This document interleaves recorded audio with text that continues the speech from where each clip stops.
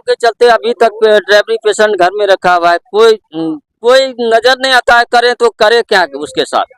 विधायक आबिदुर रहमान साहब, आपसे यहाँ के लोग उम्मीद जता करके आपको आग्रह कर रहे हैं और किसी को ना कि आप एक नाव दिलवाइए बहंगी गांव वालों को। वहाँ के वार्ड मेंबर को देखिए कितने अच्छे लोग हैं, जो सुबह से लेकर के अभी तक वार्ड नंबर 9 से नहीं, वार्ड नंबर 8 का भी ख्याल रख रहे हैं, वार्ड नंबर 9 का भी। अस्सलाम वालेकुम दोस्तों, इधर देखिए, इधर गाड़ी ट्रैक्टर भी दिखाइए, आप पूरा पड़ा हुआ है पानी में, लेकिन यहाँ के लोगों को रोजी रोजगार में भी दिक्कत होता होगा। और अभी हमारे साथ इसी पंचायत के, पोखरिया पंचायत के, आप सर थोड़ा सा इधर आ जाइएगा, आप पोखरिया पंचायत के कर्मचारी हैं, लेकिन आप इनका भी देखिए, इनके मेहनत को भी सराहना चाहिए, क्योंकि ये लोग अगर सरकारी काम को इस तरह से निभाते हैं आज के दिन में तो बहुत ही काबिले तारीफ है। आप इनके पाँव को देखिए, इनका कपड़ा भींगा हुआ है, लेकिन ये अपने काम को बाखूबी आकर के इस माहौल में भी, इतना बाढ़ के पानी में भी आकर काम करते हैं। क्या सर, अभी जमीनी सर्वे चल रहा है, क्या इसके लिए ऑनलाइन हो रहा है?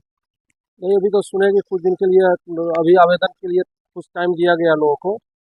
अभी सर्वे पूर्ण तो नहीं हो रहा है। अभी सर्वे पूरा तो नहीं हो रहा है, लेकिन आप जो इस पंचायत में अभी वार्ड नंबर 8 में आप जो घूम रहे हैं, तो कोई मिशन होगा ना, आखिर भीग गए हैं, पूरा कपड़ा उपड़ा। हम लोग आए थे, अभी आए थे पानी का बहाव को देखने के लिए, उसके अनुसार हम लोग रोज डाटा भेजते हैं अपना, क्या सिचुएशन है उसको प्रतिदिन। जहाँ तक सीमांचल की बात है, तो सीमांचल के लोगों को तो अब आदत हो गया है झेलने का, हर साल झेलना पड़ता है। क्या चाह, बाढ़ तो हर साल झेलना ही पड़ता है, तो डाटा भेज करके ही यहाँ से क्या हो सकता है। डाटा भेजिएगा आप, आगे से फंड पास होता है 900 करोड़ 1000 करोड़ का, और कहाँ चला जाता है कोई पता ही नहीं चलता है। शायद से सिर्फ बजट पास होता है, पैसा कहाँ जाता है इसका किसी को अंत नहीं लगता है। लेकिन हम अगर कुछ लेते हैं तो उस पर टैक्स लेने के लिए सरकार को अच्छी तरह से आता है, क्योंकि आपको एहसास भी नहीं होगा, लेकिन टैक्स ले लिया जाएगा। और यहाँ के लोगों से अब हम मिलते हैं, इन लोगों के से पूछिए किस तरह से दुश्वारी। क्या चाचा, आपका एज कितना होगा? हमारा 65 साल।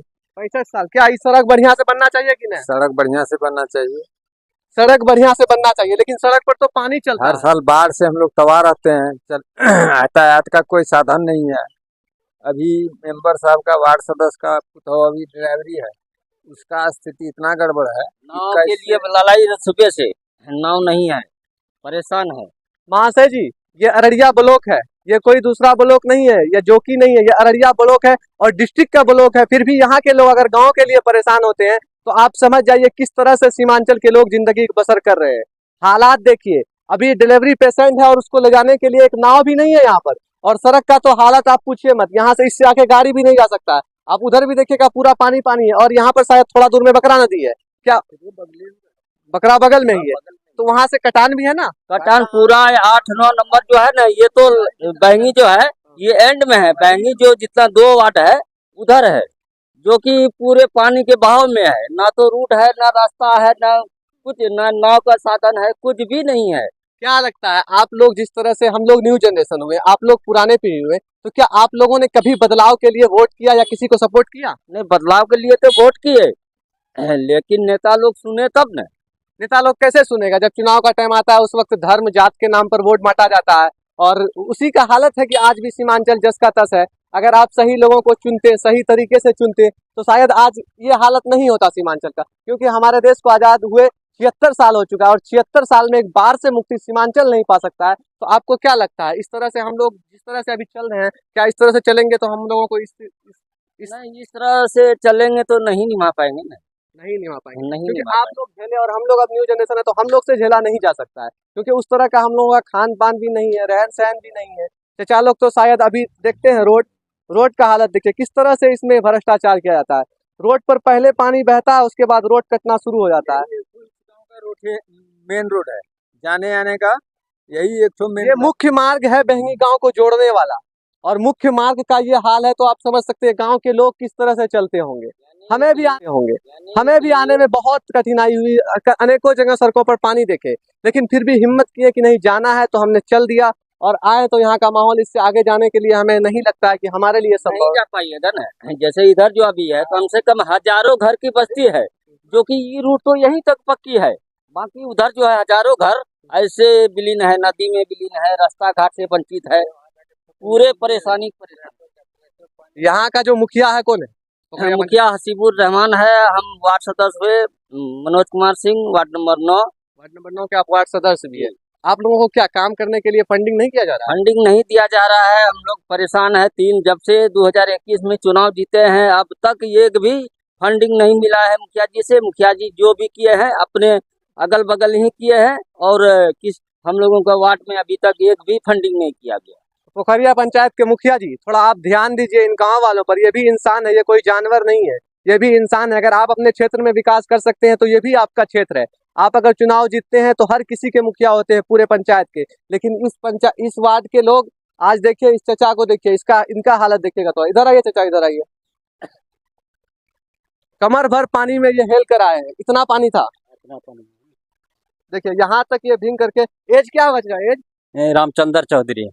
उम्र उम्र उम्र होगा ऐसे 60 प्लस होगा उम्र, 60 प्लस है। जबकि सरकार के भी घर में 60 साल प्लस हो जाने वाले को काम योग्य नहीं माना जाता है, लेकिन ये अपने काम को करने के लिए इस बार पानी में खुद को, जान को जोखिम में डालकर इस पानी में निकल जाते हैं 2 रुपया कमाने के लिए। क्योंकि अगर कमाएंगे नहीं तो खाएंगे कहाँ से?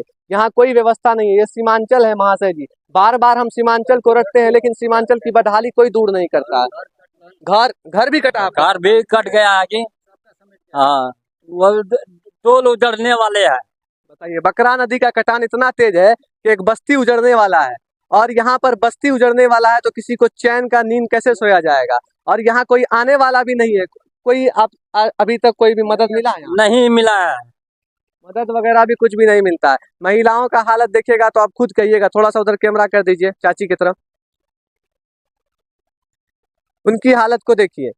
सब लोग जान जोखिम में डालते हैं, और अभी बता रहे हैं अगर कोई बीमार पड़ जाए, अगर मरकी हो जाए तो शायद से अंतिम यात्रा कैसे किया जाएगा वो भी हमें पता नहीं, क्योंकि ना भी नहीं है यहाँ नाव भी नहीं, आगे ना भी नहीं है, पानी है। बताइए, ये मेंबर साहब हमको बता रहे हैं कि उधर बहुत ज्यादा पानी है, कैसे क्या किया जाएगा? तो फिलहाल हम इस वीडियो को डालते हैं, आप लोग भी थोड़ा सपोर्ट कीजिएगा, हो सके कहीं उनके कान में चाबी डालने का काम आ जाए।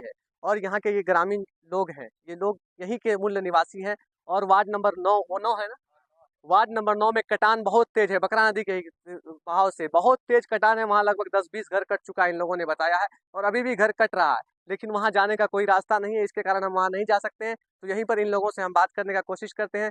तो क्या आप लोगों को क्या लगता है, ये सड़क कहाँ तक जाती है?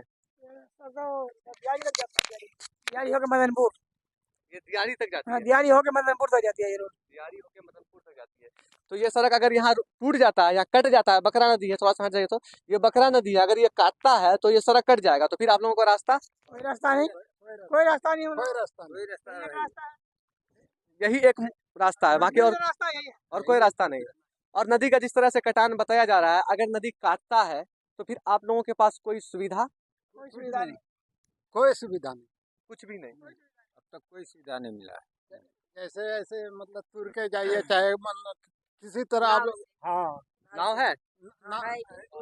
लेकिन उस पार पर है। वार्ड नंबर 9 और 8 में नाव है? नदी में नाव है। नदी में नहीं, वार्ड नंबर अभी बाढ़ से झेलने के लिए कोई सुविधा? अलग से कोई सुविधा बाढ़ से झेलने के लिए कोई सुविधा? ये वार्ड नंबर 9 के मेंबर हैं आप, है ना? वार्ड नंबर 9 के ये वार्ड सदस्य हैं, लेकिन इन्होंने भी बोलने की कोई सुविधा नहीं है। इनके बयान को तो पूरा हमने रखा है, वो आपको दे दिया जाएगा थोड़ा देर में। लेकिन यहाँ पर जो अभी हम आए हुए हैं, ये सड़क है, और ये इलाका पूरा एकदम पानी पानी हुआ है, और ये थोड़ा सा सूखा है जहाँ हम लोग खड़े हैं। हमें भी आने में पानी का सामना करना पड़ा है, लेकिन उधर भी पानी है। तो क्या आप लोगों को इन समस्याओं से निजात चाहिए कि नहीं चाहिए? बिल्कुल निजात चाहिए। निजात चाहिए, कैसे चाहिए? ऐसे बोलते गवर्नमेंट करेगा, हम लोग क्या करेगा? गवर्नमेंट को तो आप बिहार सरकार करेंगे। बिहार सरकार हर 5 साल पे तो आप वोट करते हैं। वोट किस नाम पे करते हैं? वोट करते हैं तो विकास करा, लेकिन विकास होता कहाँ है? विकास होता कहाँ? ये सच बात है, विकास होता कहाँ है? विकास अगर होता तो फिर यहाँ दिखता ना, ये गांव वाला बचता ना। गांव वाला नहीं बच रहा है। आपको देखना है, आगे चलिए, आगे से और इससे आगे हम खराब नहीं से- जा पाएंगे। इससे ज्यादा लोग नहीं, इससे नहीं आगे- चाचा, इससे आगे और हम नहीं जा पाएंगे, बहुत डर लग रहा है। ठीक, यहीं से हम लौटेंगे, क्योंकि एक हद होता है ना।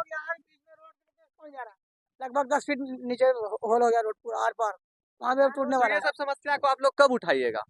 हम लोग क्या उठाएंगे भाई, अगला उठाएंगे, हम लोग क्या उठाएंगे? आखिर किस बात का खौफ है? आने वाला चुनाव में मुद्दा उठाएंगे।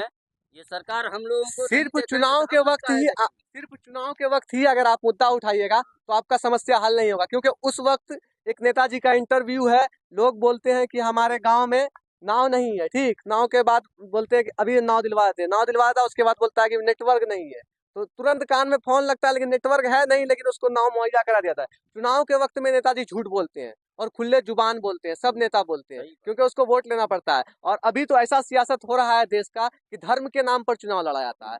आप घर में बैठे रहिएगा, मोबाइल है, देखते हैं, हाँ, हिंदू गाली दल का, मियाँ गाली दल का, ओकरा वोट देवे, एकरा वोट देवे, तो उस तरह से वोट दीजिएगा तो इस तरह से कटना होगा, बहना होगा, दहना होगा और खुद को झेलना होगा। इन सब से उठ करके एक अच्छे नेता को चुनने के लिए सब लोग को संघर्ष करना होगा, जो आपके समस्याओं को जमीनी स्तर से हल कर सके। हल कर सके, सही बात है। सही बात है ना? ऐसे बोल बुलाया बात नहीं चलेगा, मतलब बोल बोलेगा हाँ, बात नहीं चलेगा। हाँ। क्योंकि बहंगी वार्ड नंबर 8 और 9 का हालत इस तरह है कि यहाँ आने के लिए लोगों को सोचना पड़ता है। और यहाँ के लोग पर डे मदनपुर बाजार से जुड़ते हैं। आप लोग मदनपुर बाजार से जुड़ते हैं और दिन में 2-4 बार अगर जाना पड़ जाए तो हमें लगता है कि बीमार पड़ जाएगा।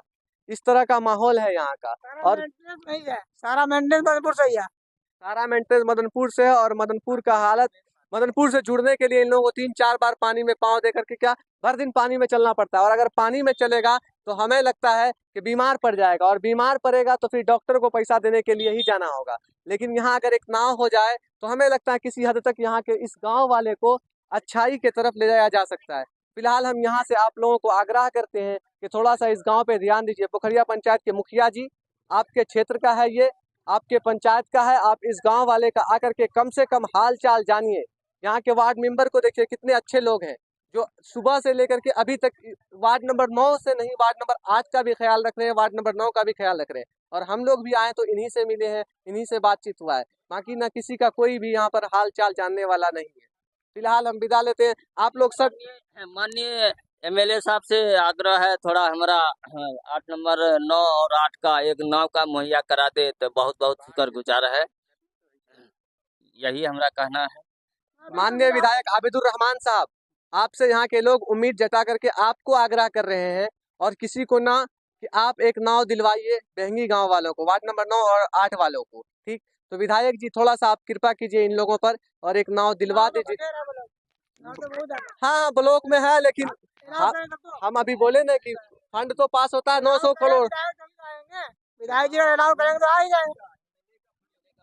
मेले का फंड में ही नाव उसी का अधीन में है, वो अगर आज चाहेगा तो आज देगा नाव बुला के।